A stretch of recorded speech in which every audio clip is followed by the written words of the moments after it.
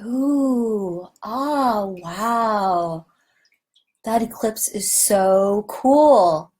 The sun's just going right behind the moon. Everything looks really groovy. Awesome. Oh, hey, everybody. Hi. How are you? Julianne here from Acting from All Angles. And today we're going to talk about eclipses and acting and how they relate. Oh, wait a minute. What's that? What do my notes say? It's not eclipses, it's ellipses. Oh, what do you know? Um, hi. I hope you find my little intros entertaining. I spend hours coming up with them. Just a little fun thing. I love to have fun. So, yeah. Hi, everybody. I am so glad you're here. So we are going to be talking about, at request of one of my students, we're going to be talking about ellipses today. I know, so exciting, really thrilling. Um, so what's an ellipsis? You guys all know what an ellipsis is, right? Here's my printout. Oh dear. So an ellipsis is three dots after a line, right? Three dots. And ellipses can be a little bit confusing to people who don't really know, how to do them, okay? And why this all came up is I have a student that asked me about them. We were doing a play for the showcase called A Betrothal by Lanford Wilson, which is a short play. It's fantastic. It's a one act, and it's so much fun. It's really delightful. It's about this man and woman at a flower show, and I found my thing. I just got to print it out. And so you're gonna hear some noise. It's at a flower show, and it's really, really great. Read it if you can. I'm going to put a link in actually for it right now. So here is a link for that to take a look at Betrothal. So one of the characters in it is just constantly filled with ellipses. He just has ellipses everywhere. Hi, DL. Somebody, DL, I just waved. Good to have you here. So excited. Oh, I know why it's not printing. My thing's not plugged in. All right. Okay, so his character, Wasserman, to pardon the printer over there, Wasserman has like ellipses almost every line, okay? So in his lines, he's just constantly doing ellipsis. And so my student, Jack, who was working on that, was like, how do I do so many ellipses? How is it not gonna look obnoxious? What do I do? And so we worked on it, and he just thought it'd be great for me to clarify with everybody out there how to do an ellipse.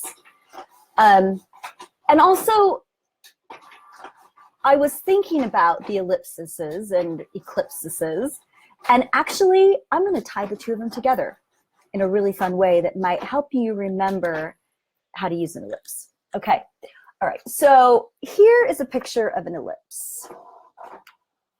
It is right here. I'm going to show you. So it's this one right here that says the cat ate the bat, all right, with the dots after it. That is an ellipse. And we're also going to go into dashes and a little bit of other punctuation too for acting, okay? So yes, it's going to be kind of a grammar-y thing that we're going to do. So we're going to do that. And you know what? First of all, I forgot to introduce myself. All right, so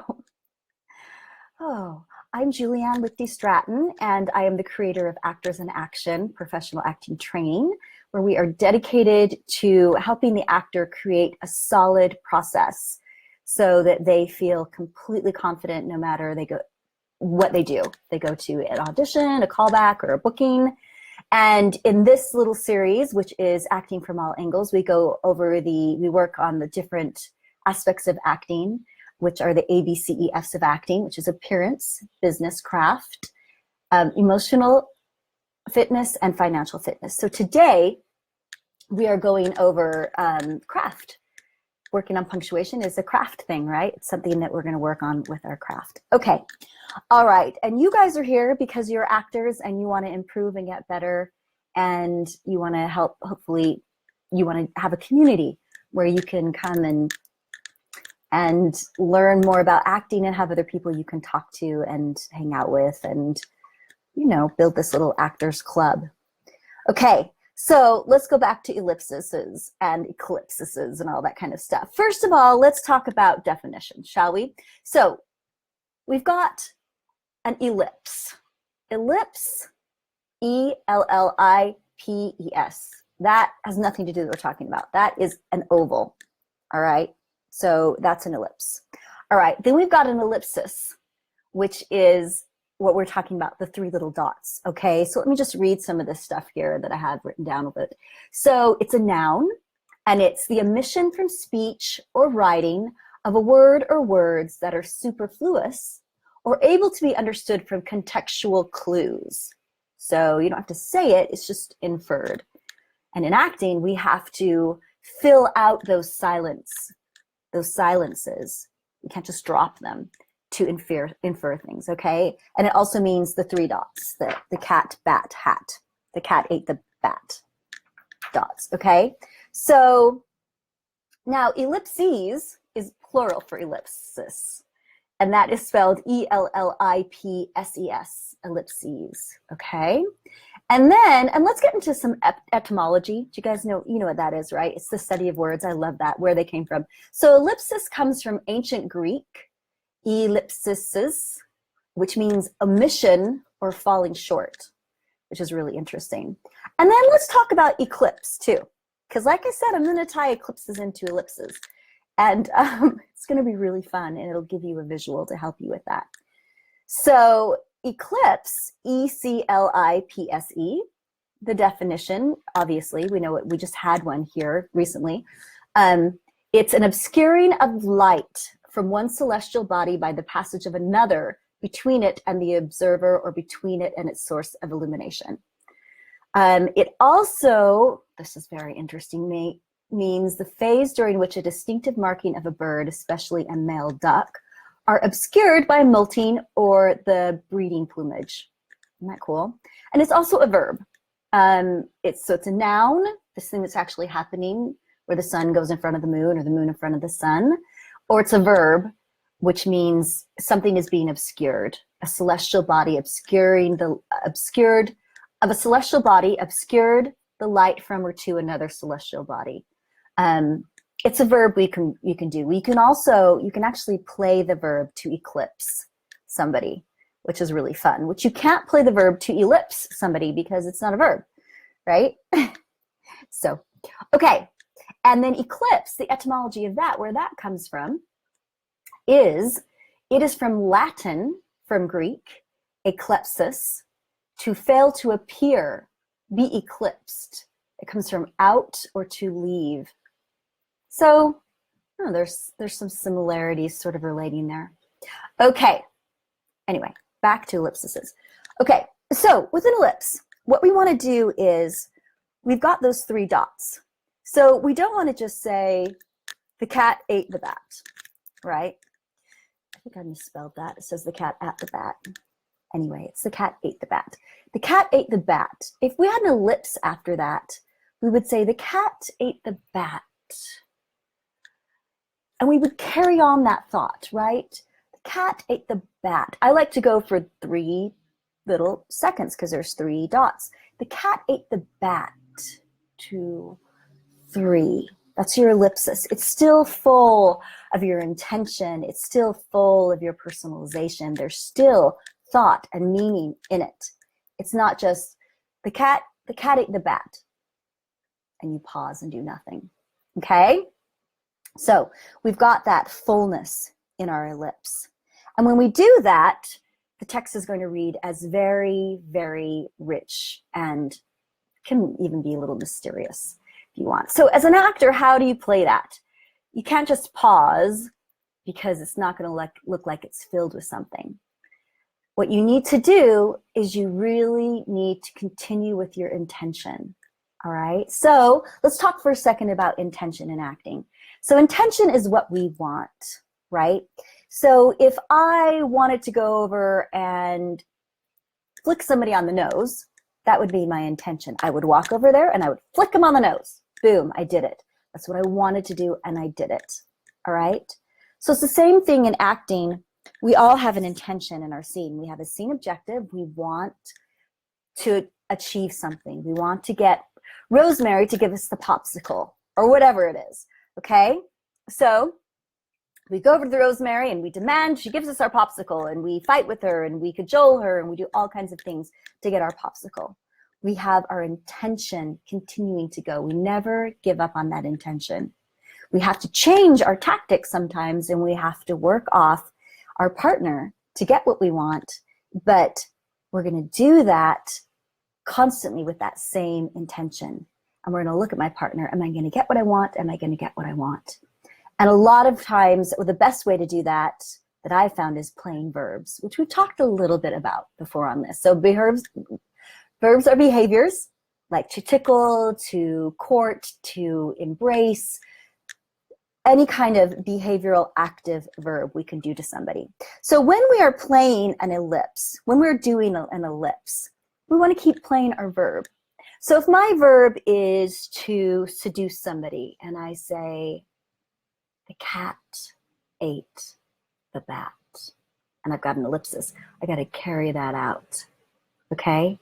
I don't want to just stop after my last word and say, seduce them and stop. Say, the cat ate the bat.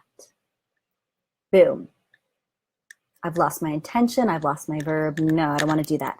Okay, I want to continue through doing that. So let's try another verb. Let's see.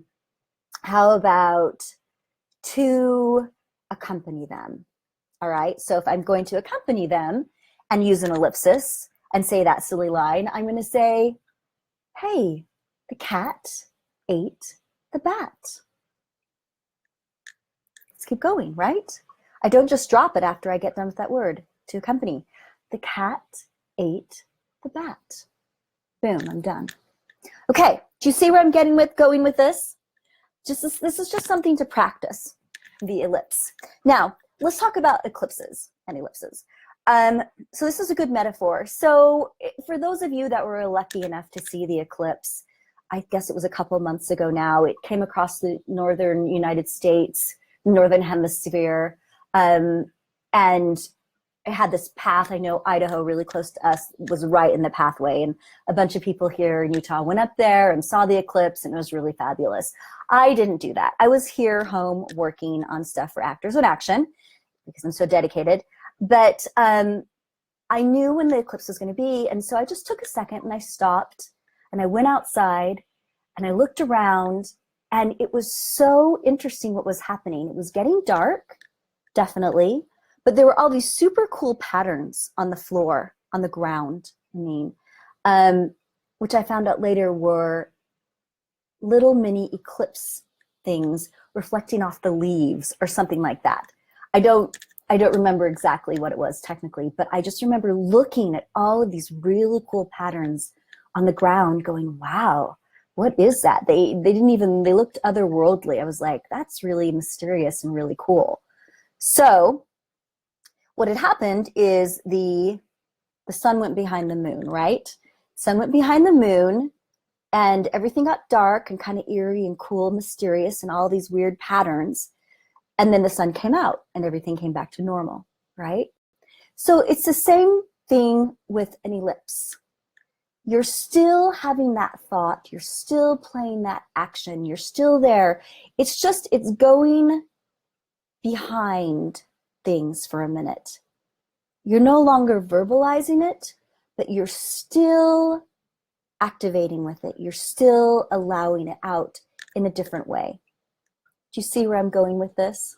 So when you play an ellipse, when you do an ellipse, you can think about that. You can think about that you're just eclipsing for a second, for just a little second, 3 little beats, you're just eclipsing everything. It's still there, it's just functioning slightly differently. Okay, I hope that makes sense to you. I thought that was a really, really cool metaphor. It can be used for like when your character goes beyond words. They don't even know what to say anymore.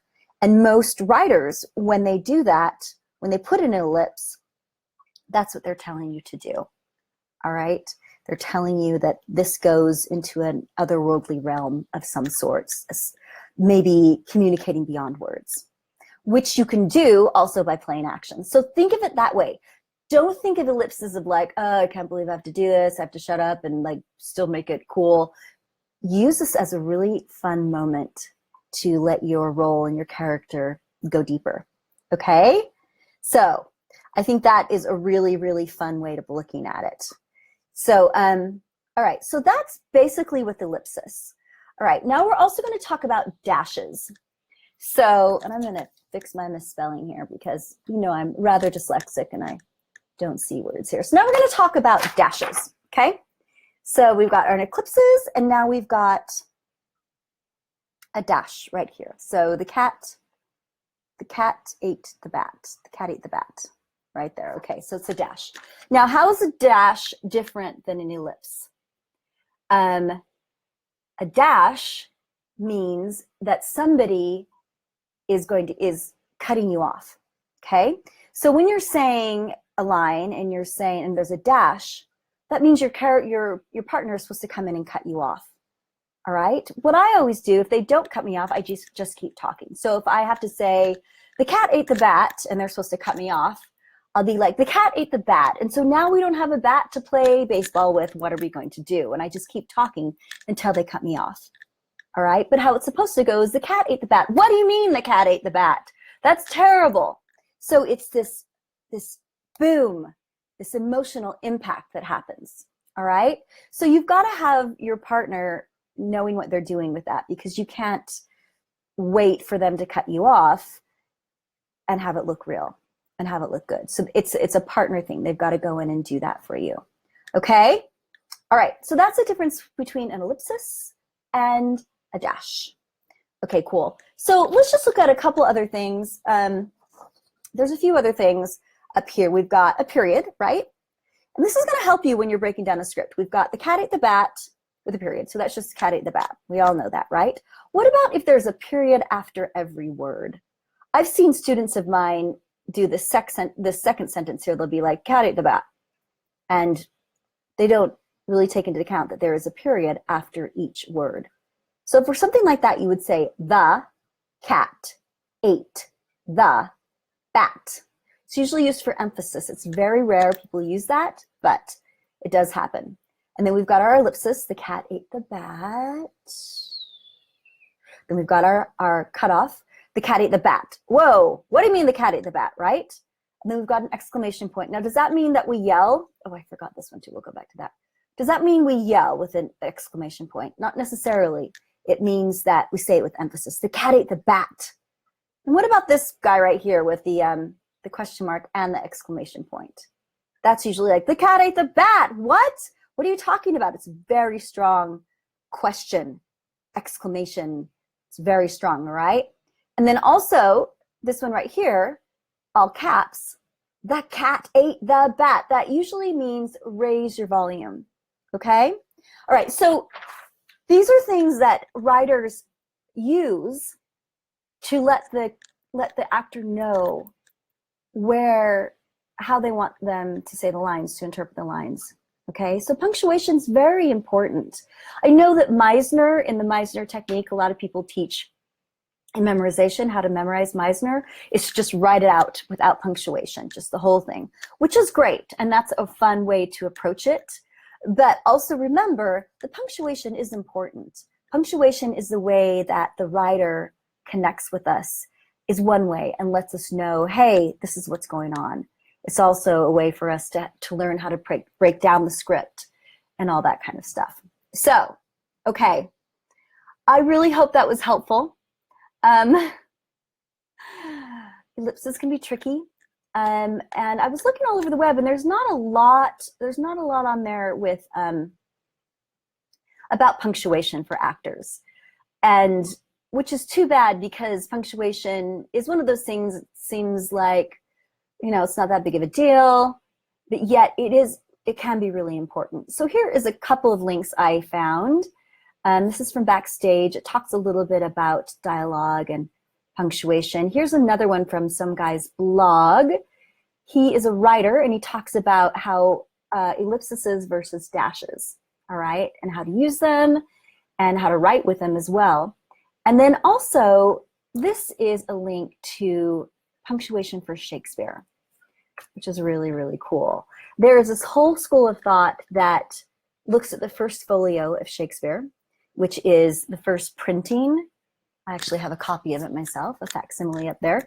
It was the first printing of all of his plays, which came years and years and years after he died, but still. And it's got weird old spellings, and it's got all this punctuation, and there's a whole school of thought with Shakespearean actors, that they use specific punctuation to do certain things. Like semicolons are like a full stop, or a dash is like you're thinking about. I'm not exactly sure. I can't remember off the top of my head. I haven't studied that for a while, but there's a whole school that works that way, which is really fun to work on Shakespeare that way. So that's a little article about that. Okay, great. So wonderful. Thank you for watching. I'm so glad you're here for Acting from All Angles. A couple of announcements. So Actors in Action starts again. This is our last week of this session, 6 weeks on, 2 weeks off. It starts again March 6th.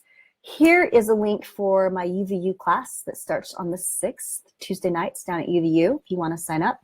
It's my regular AIA class, so you get all the great AIA things there. Here is a link to my Salt Lake classes, and they start the same week. And then, as some of you know, I will be in LA on the 1st, 2nd, and 3rd of March to give my free intro class. So I'm going to give those links as well. So if you sign up, is that going to sign you up? I don't know if that gives my link for it. If you sign up for those, you are going to be able to come for free and find out all about Actors in Action, and what I teach, what it is all about. And it's going to be a really, really cool, amazing class. So I hope that you guys in LA will come and take a look at it. We're going to be doing some of the exercises. We're going to be doing all kinds of really fun stuff. Let me see if I can get that better link right there. It's just, you just sign up for one class. Let me see, there you go. Just one of the 3 classes you can sign up for. And it's going to be about 2 hours long. And like I said, we're just going to go over lots and lots of cool stuff for Actors in Action. And you'll get to learn some really fun tips and tricks and stuff that you can use at your next audition. So hope to see you there. Okay, here's one more, and I've got one last one here for the Saturday class. So yeah, I'm doing it Saturday from 11 to 1, and Thursday and Friday from 6:30 to 8:30. Okay, so that's it for me today. Thank you for watching. Please, if you have any things you want me to talk about with Acting from All Angles, let me know. I'd love to keep talking about all the fabulous things with AIA and with acting. All right, have a great weekend. We will catch you next time.